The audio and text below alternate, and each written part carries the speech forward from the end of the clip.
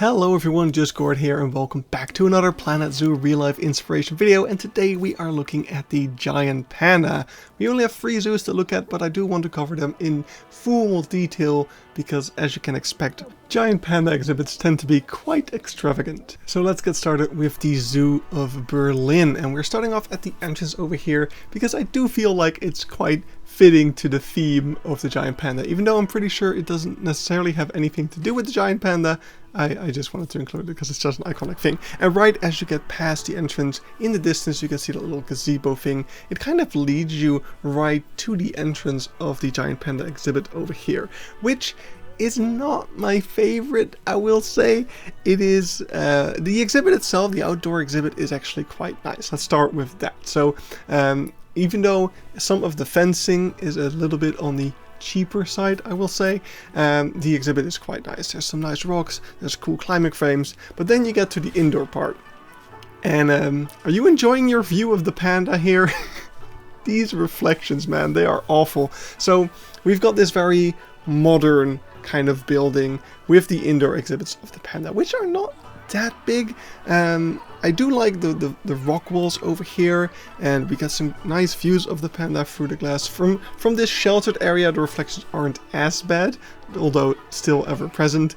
But yeah, you do get some good views of them in here. As you can see, we have 2 separate indoor enclosures. That's something that's definitely necessary for panda. And yeah, we can see that this one just had their food delivered. There's a giant pile of bamboo in here. What I do really like here is how you can kind of see into the outdoor exhibit as well from the indoor exhibit. There's a lot of visual consistencies between the viewing area and the exhibit. I really like this part where the kind of pebbles and stuff from the water feature over here move through the glass into the viewing area as well. And this enclosure just looks absolutely gorgeous from here. It's so naturalistic looking. There's a great planting. You can also see big donation bin over there, very important for such a crowd pleaser of an animal. Another thing, we could just barely see there were some people in front of it, but there was like one of those coin dispensers where you can get your collectible coins that I have way too many of. And yeah, more views of the outdoor enclosure here. And a bigger climbing frame in the back there. So just looking at the structure over here, you can see all the kind of green beams kind of mimicking bamboo holding up the roof. It's definitely a choice. I'm not sure if I'm a big fan of it, but yeah, that's kind of the indoor viewing. Let's move around the enclosure where you can move pretty much around the entire thing. You can view it from the other side, but yeah, you can go around it. And yeah, here we got that gazebo that we saw earlier. Definitely a really cool structure.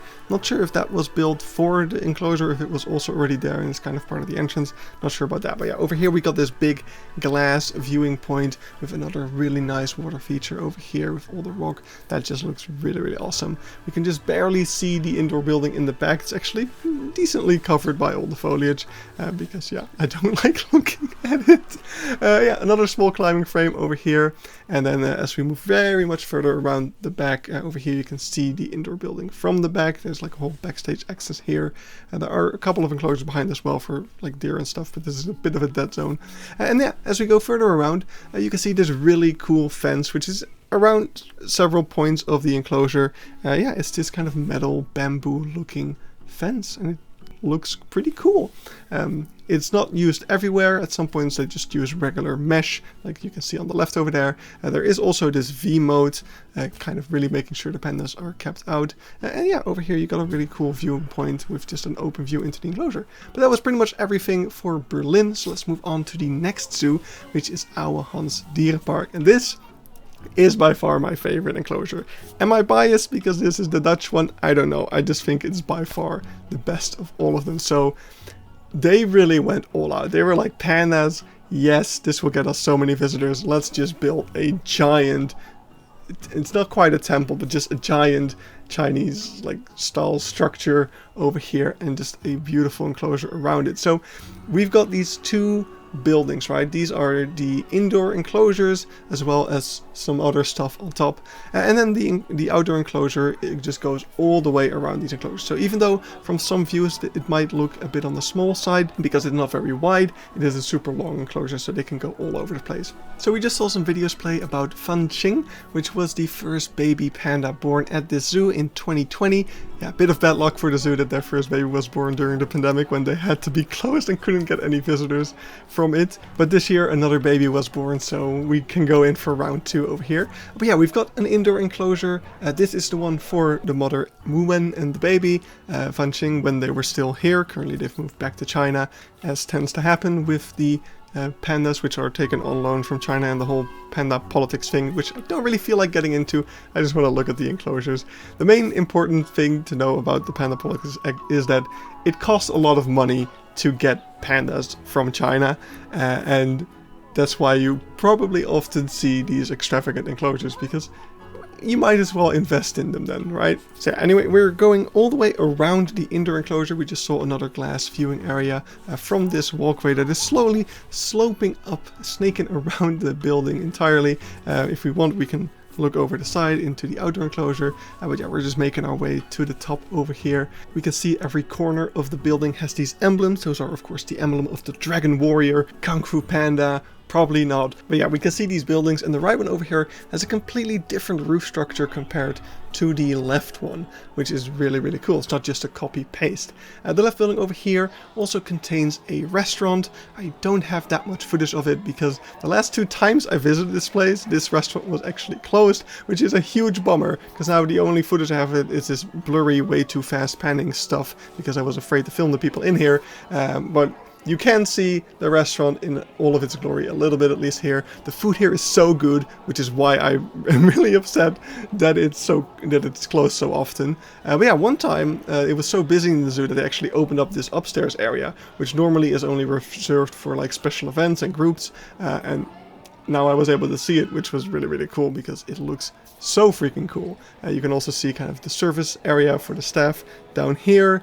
Yeah, really, really cool stuff. Further along, there is a hallway over here that connects the one building to the other. In here you find the toilets and things like that, but it's just a really nice looking hallway as well. And once before, like in the past, there were these planters over here which look really, really cool, and this other furniture and the big fat panda over there, really, really cool. But yeah, this connects to the other building of the other building.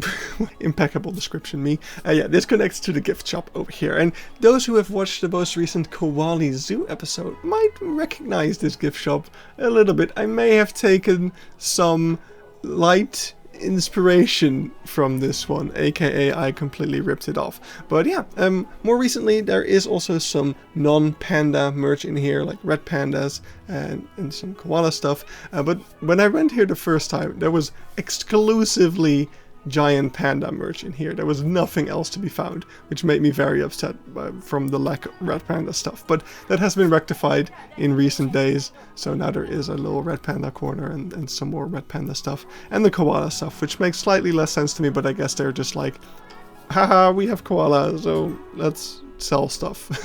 But yeah, you can see this was like a year ago. It was just a wall of panda stuff, and already this year now there is some red pandas and some koala stuff in there, so they're diversifying a little bit here. I guess maybe the lack of diversity was hurting the sales just a little bit. But yeah, as we leave the gift shop, we snake around the other building again, where you can see the other outdoor enclosure. So this is the enclosure for the male.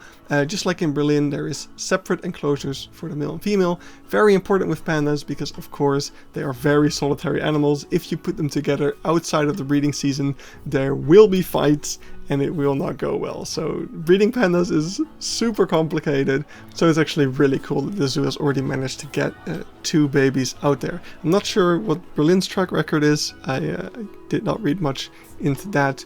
But yeah, anyway, as we come down here, we have a similar indoor viewing of the male's enclosure over here. And yeah, it's just very similar with all the beautiful murals, the things in the roof that's like sound dampening but also kind of interesting looking, and then all the climbing frames, which they really do use a lot. They spend a lot of time up there, and not just because they put food up there, but also that other climbing frame. I guess it's just a very nice comfy sitting spot for them, because I don't think this is the only time I've seen them up there.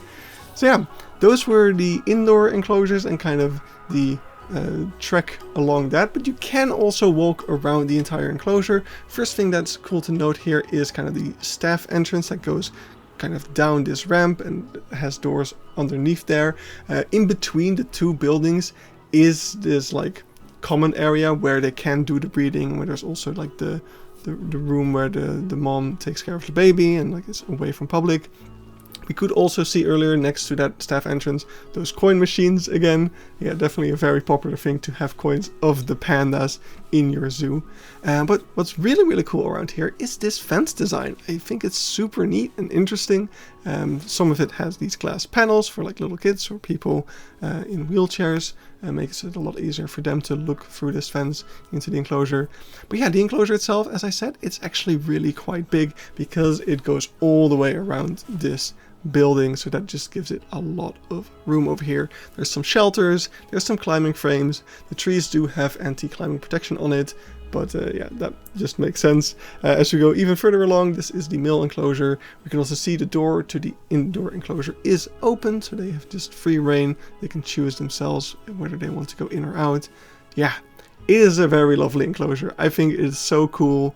I don't mind the fact that it's not very natural. We're looking up against this building, but the building just looks so cool. It's the centerpiece, and that's not a bad thing in my opinion here. It's definitely really awesome. But that's going to be it for Ouwehands. Next up is Pairi Daiza, and I have a bit of a grudge against Pairi Daiza because we are in the Middle Kingdom. We have buildings like this, and this, and this, and this, and this, and okay, that's actually the same building from a different angle, but even the toilets look like this. Yes, I recorded the toilets because they were so good looking. And then what does the panda enclosure look like? It's this! This is the first panda enclosure that you might encounter depending on how you walk through the zoo, of course. But this is one is closest to the entrance. And I know it's not bad by any means, it's a decent enclosure, but compared to all the stuff around it that is basically purely built for visitors, it just feels like there's such a disconnect here. And yes, I will say these enclosures were not meant to really be here as far as I know. Pairi Daiza's baby pandas got born and they had to hold on to them for much longer than you normally would with giant pandas, and of course you have to separate them from the parents at some point, so I guess that's why these enclosures got built. When I visited, they were also working on another one. I was told in the Formosan black bear video in the comments that this enclosure was not being built for the Formosan black bear, but for more panda space, basically. But yeah, even when we get to the actual panda enclosure, this is the gift shop. It's just a tent. It feels so temporary. We do again have the coin things. I will have point stuff out in top of just ranting. But yeah, there's these signs leading you to this area that are just these wooden post-up signs, you know? It all feels so temporary, like, yeah, the pandas are on loan, we'll have to get rid of them eventually, so let's not put too much effort in. Even though here we are at their actual enclosure, and it is a lot nicer. I like it. It's very naturalistic. It's cool. It's got cool climbing frames. It's got a cool moat, nice rock work. But again, just compared to the billion-dollar freaking buildings all around, it feels like there's a disconnect between visitor stuff and animal stuff, and that's what I feel like most of Pairi Daiza. Over here we're getting to the indoor area, and it's a cave with very rock work. It's not great, and it's very expensive, this place. I will say that still, because for some reason they thought it was necessary to fill the walls of these caves with actual amethyst geodes. That must have cost so much money, and it adds so little. Why? This entire cave, by the way, feels super empty. The viewing areas are really dark. It's really hard to see the animals in here. It's so weird. It's so weird. That's the only way I can describe it. Turns out in the past the gift shop was actually inside of this cave, which makes a lot more sense as to why it feels so empty now, at least. Maybe having the gift shop in here was making it too crowded and not great for the pandas. I don't know. I am not a fan of this enclosure. I'm just gonna say it. Yeah, I don't have much else to say about it, really. It's not bad for the animals necessarily, but it's just not like it's not what I would expect for a panda enclosure, just to put it, especially when you've got all of this amazing architecture all around the zoo. Like, why could you do it there and not in the panda area? And not everything needs to be like Ouwehands. That's not what I'm trying to say either. It's cool that they're tried doing their own thing. I just don't like it. But yeah, the enclosure is pretty nice, so take the inspiration from that. I will try to hold back my Pairi Daiza rant. Well, actually, I don't have to for much longer because we're almost done with the video anyway. There is some education around here on these signs, which do look quite nice. But yeah, that's pretty much it. So we're getting to the big gift shop tent over here. I did not go inside because I did not intend on buying anything. I didn't want to go through these gates and not buy something for some reason. It felt awkward, so I didn't. Anyway, that was it. That was Pairi Daiza. Weird. Yeah, I don't know how I feel about it. Well, I feel negatively about it. Anyway, that's rant done. I'm gonna sign off here. Hope you enjoyed and got some panda inspiration. I will see you in the next real life inspiration video, or whatever other video may come out first. Probably not a lot though. I'm pre-recording these for when I'm moving in October, and I think this video is already coming out when I'm like in the middle of moving everything. So definitely won't have any other videos around this time, I'm guessing. But who knows, maybe. I'm gonna sign off now because I'm just rambling. Bye bye!